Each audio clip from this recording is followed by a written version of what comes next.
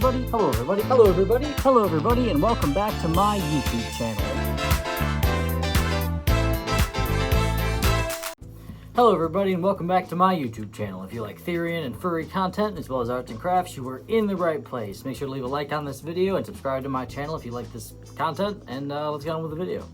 So first of all, before the video starts, I'd like to point out that this septum ring is in this mask, and that's why I wore it, because I sized up my septum ring on my actual face, and I'm going to show it off. So if you notice, my septum ring is now 12 gauge, I think, weight. Yeah, that's how big it is, yep. And I think that's pretty cool. For the record, this nostril is 16 gauge, I think. But none of that matters, but this is what I look like. I sized up my septum. Okay, back to the video. So today's video is all about the story of how I became a furry and my history in the furry fandom up until this point. Basically, I'm going to be talking about a lot of things furry related, so that's a video. So first, let's get this started with the fact that I found out I was a furry specifically in 2015, I think, because I'm pretty sure that's the year that Five Nights at Freddy's came out. Now, by the title of this video, which I'm pretty sure I titled this video something along the lines of Five Nights at Freddy's made me a furry, because it did. So basically my entire childhood I was really into animals. I loved reading about them, I loved learning about them, I loved seeing them, like going to the zoo and stuff. I loved animals, you know? And very early on I discovered that I was a Therian, which is to say that when I looked inward and saw my internal sense of self, I was like, this is a wolf, not a person, and nobody understood what that meant. Mostly because I was like 5 or 6 and I didn't really know how to put it into words, but I was a Therian from the get-go, and I just didn't know the term Therian. But my favorite things to watch growing up were animated movies with animals in them. If there were no animals in the movie, I did not want to watch it. But one thing that affected me as a child, which I don't know if any of you had a similar experience, is that I could not watch videos or like movies that had like dogs as the protagonist, like realistic like dogs, because I was jealous that I didn't have a dog, and also that I couldn't be a dog. So like, what's the series? Like the Air Buddies? Like the Golden Retriever puppies? I tried to watch it, but I got so jealous that there were dogs in the video and I couldn't be a dog, that I had to turn it off. I was like, this is stupid. They get to be a dog and I don't? Lame. Terrible. Now, luckily I grew out of that by the time I was like 8 or 9, but I do remember getting jealous of dogs in movies, like SMH, you know? But back when I was a kid, my favorite movie was Balto 2 or 3, the one where he has kids. Whichever animated Balto movie that one is was my favorite. I would watch it nonstop because I loved the art style and I loved the fact that they were wolves, and I just felt connected to it because like, what's her name? The Balto's daughter in that movie, the girl wolf dog. I forget the plot. It's been so many years since I've seen it. We had it on like VHS, I think, which is crazy. For the record, I am only 21 years old, so I conceivably could have also watched it on DVD, but we just didn't, so. But I love that movie. I wanted to be that dog, you know what I mean? In the movie, I was like, this is unfair. Why can I not be her, you know? But I also liked watching The Lion King, which was also on VHS, and then eventually by the time that we got like a DVD player, I couldn't watch it anymore because we got rid of the VHS player, so I couldn't watch Lion King anymore, and then we moved on. But Lion King was also another classic because I like the art style, another kind of animated animal movie, you know, fan of that. Now I, notoriously as a child was terrified of everything, literally everything. I would cry and be afraid of everything. And then, so that means that no horror movies, no horror games, nothing scary. I watched Coraline when I was like 12 and it haunted me for like years. It was a mess. Anyway, so Five Nights at Freddy's comes out. I obviously do not play it, but I'm on the App Store and I'm tempted. I'm tempted to tap on it and be like, but it was a paid game. You had to pay like $5 for it or however much, and I did not want to spend the money on it as a kid, so I didn't. Until my friend bought Five Nights at Freddy's and I played it on her device. I forget what it was, maybe a phone, iPod, or something like that. And we were fans. We loved Five Nights at Freddy's. And then we watched the Five Nights at Freddy's theories videos, of course. And then eventually, I had one fateful night, my friend said, hey, you know what a fursuit is? We should make Five Nights at Freddy's fursuits. And I said, I do not know what a fursuit is. Tell me more. And so she showed me a bunch of images of fursuits. And I was like, this is crazy. These are so cool. And now this was 2015, remember. So by the standards of what a fursuit looks like now is very different than the standard of what a fursuit looked like then. Like a lot of them were not as like well refined or pretty or just advanced technique wise as they are now. But still, I was like, this is amazing. I need to make one. So my friend and my other friend came over. Actually, I think we went to one of my other friend's houses. But we went over there and we got all the supplies and we decided to make Five Nights at Freddy's fursuits. Now, I'm fairly certain we only made Freddy and Bonnie. And we were trying to make a third one. I'm pretty sure we were trying to make Foxy, but I don't think it worked out. But I do know that I did successfully complete Freddy's head, which I have an image of here. Now, I still own this fursuit head because my parents are really cool and they decided to keep all of my art projects for years. So I was probably like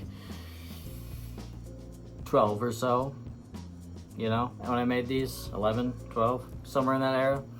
And they kept them. They kept all my fursuits from that era, and I still have it, so. Well, that's kind of crazy. But back to the story. We were crafting them, and we thought it was really cool, and I was hooked. I was like, you know what? I need to make these all the time. This is my favorite thing ever.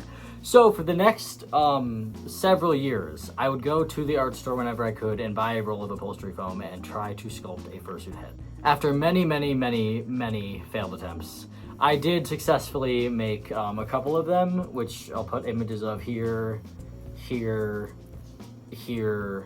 I'm pretty sure I don't have any more than that, but if there are more, I'll put them. But I made a bunch of them, and I never really did anything with them. And then I remained a furry in the furry community the entire time. But at one point, when I was probably like 13, 14, 15, somewhere in that age range, maybe 14, I decided to leave the app that I was previously posting art on, which is a mess of an app. But I left it, and I moved to Instagram, where I decided to follow everyone that my friend was following who were furries. And I still follow some of them to this day. So that's what got me into more furry art, which is to say just like digital art, essentially, of furries. And I would draw every single day, all the time. Mostly my OCs, just tons of them. Here's some art. I'll throw it. Image. Art, you know. That's what I draw. I draw like furry art. And that was my main motivator for posting online in general. I didn't really have a personal Instagram account where I posted my face or anything about myself because I was taught internet safety and you shouldn't really do that at that age, so I didn't. But I posted my art. And if you scroll far enough on my Instagram, my main Instagram, birdydogs, not birdydogshop, both are my Instagrams. But if you go on my main Instagram and you scroll far enough, it is literally all art. That's what my page was. Literally just art. I didn't post anything else. And then I eventually went to college and started posting my face and such, and now my Instagram page is as it is. But my Instagram primarily remained furry focused. I would make furry art, I would follow furries, and that was what I did. I would interact with the furry community through that. And over time, I'd make a fursuit, I'd make kind of masks, I'd make art here and there, you know, I'd continue crafting, but I never really made anything, you know, noteworthy until the January or February when I downloaded TikTok for the first time. So it was like January of 2023, I think, and I was in college, not in January though, it was around that time I downloaded TikTok. And when I went back for the semester, I decided to make a cardboard Therian style mask after seeing a random Therian somewhere on TikTok wearing a cardboard mask, and I decided, you know what, I can make one of those. And I recorded the process and I posted it. And to my absolute shock and surprise, it blew up. People loved it and they wanted a tutorial, so I made a tutorial, and that was my very first kind of entrance to the Therian community.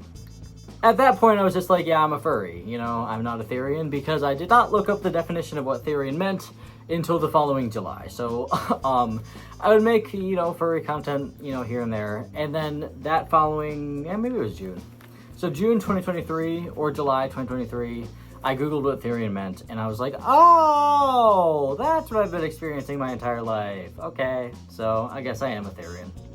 And from that point forward, I identified as a Therian and a furry. Now, somewhere around the time I googled the definition of Therian, I was full-time making these masks. Not full-time, I still had my other job, but I was making them a lot. I was making tons of them, and I was eventually selling them, and then people bought them, to my surprise at the time. And so I continued making them and selling them, and growing my social media pages. And then last January, so January 2024, I made Sunny image. Now Sunny is my fursuit, and I realized that I just said I can insert an image here, which I did, but I will also just pull up the suit because I have him, like he's literally right next to me. So this is Sunny, and it is my very first fully completed fursuit. Now, I've completed a couple fursuits before, but none of them were ever as fully refined as this one, so I count Sunny as my first fursuit.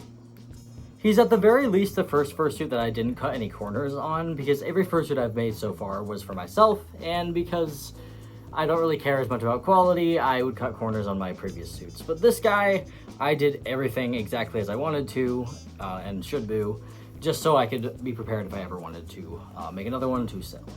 Now, something about Sunny is he is incredibly lightweight. He weighs pretty much next to nothing. There he is, just balancing on my finger. He's incredibly lightweight. And that's mostly because I sculpted him out of EVA foam and foam clay, so he's a lot lighter than a fursuit that's covered in more fur, because only the back of his head really is covered, you know? But I started posting videos in Sunny, and that became kind of my fursuit, you know, the one that I represented online, at least. And somewhere in between, I started making educational Therian videos, and then somewhere along the time Sunny came along, so January, February of 2023, I moved to YouTube, and I didn't really post there as consistently until the following June, which is to say last June of June 2024, when I started posting here more regularly, and this is my favorite place to post. Something about the YouTube community and atmosphere is just worlds better, especially with the formatting where I can do both short form, long form, and live streams. It just works a lot better for me, so I love YouTube. And YouTube has been really, really supportive and like happy for my content, and it really means a lot to me, so thank you guys for being here and supporting my content. But yeah, that's essentially my history with the furry and Therian communities. From about the time I was a kid till about now. Because currently I own a Etsy shop where I sell Therian masks and Therian stickers, and I also make fursuits and other things on the side. So it's really fun making YouTube content for you guys and just really going full force into the furry and Therian communities, because this is really what I love doing, and it means the world to me that I can do it a lot more, you know. So thank you guys so much for the support, and I hope you got something out of this video. I hope you enjoyed it and know a little bit more about me. So thank you guys so much for watching. Make sure to hit the like button and the subscribe button if you enjoyed this video, and I will see you next time.